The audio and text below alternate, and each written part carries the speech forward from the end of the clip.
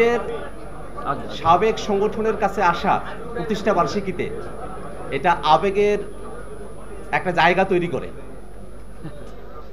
এই গণ অধিকার পরিষদ, ছাত্র অধিকার পরিষদ তৈরির সময় যে কঠিন মুহূর্তটা আমরা পার করছিলাম, এখানে অনেকেই আমার সহযোদ্ধারা আছেন যাদের সঙ্গে আমি একসাথে জেল খেটেছি।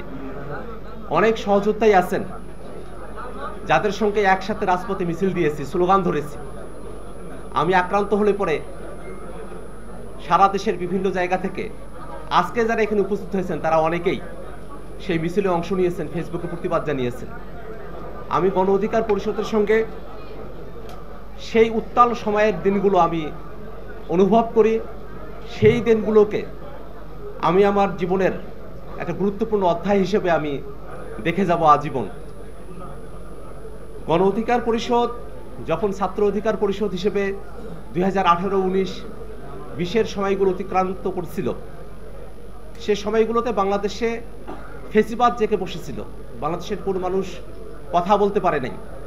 কোনো মানুষ, কোনো রাজনৈতিক দলের নেতৃবৃন্দ তারা অন্যায়ের প্রতিবাদ করে রাজপথে এসে দাঁড়ানোর মতো সাহস এবং পরিস্থিতি সেই সময়টাতে ছিল না।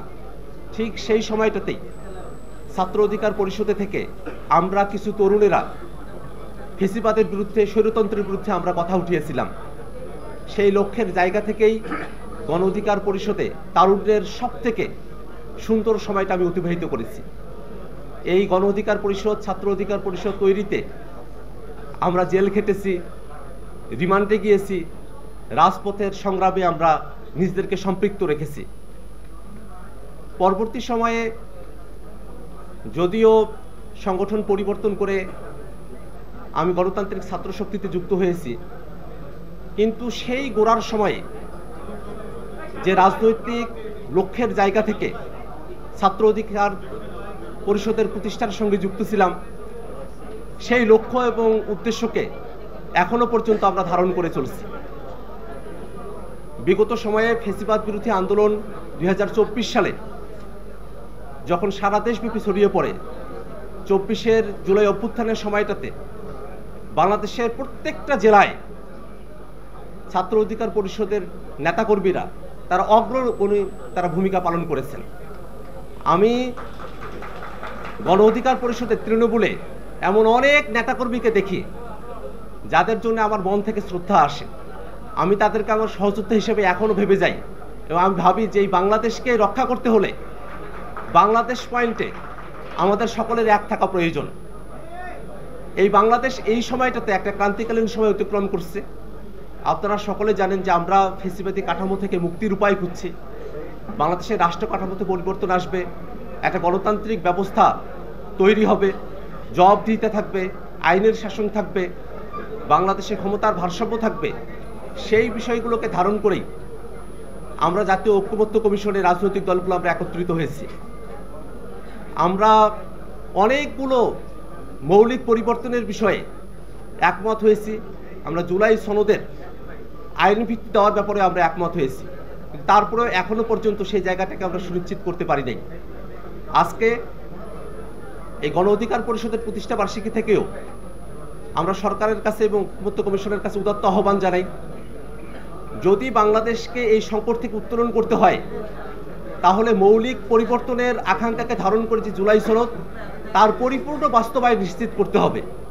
জুলাই সনদের পরিপূর্ণ বাস্তবায়ন ছাড়া এই সংকট থেকে উত্তরণের আমাদের হাতে এখন আর কোনো উপায় নেই। বাংলাদেশের প্রত্যেকটা দলই আইনি ভিত্তি চায়, বাধা কোন জায়গায় আমাদের খুঁজে বের করতে হবে।